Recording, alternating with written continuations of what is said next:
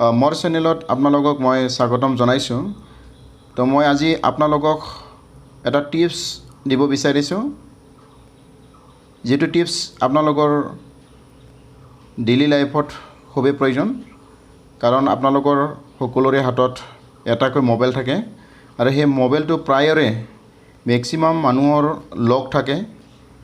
এই লকটো কেনেকৈ আনলক কৰিব পাৰে, তো সেই টিপছটো মই আপোনালোকক দিব বিচাৰিছোঁ।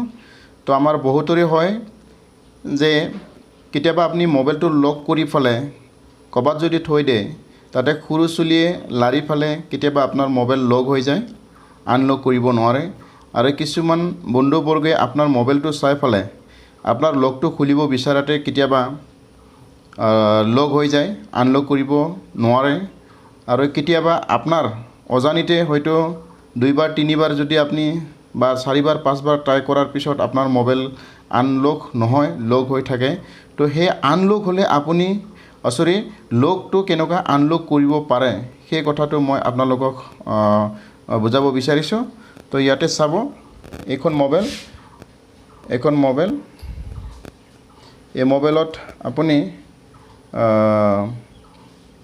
ছাপ'জ এইটো লক হৈ আছে, এই লকটো কেনেকৈ আপুনি আনলক কৰিব।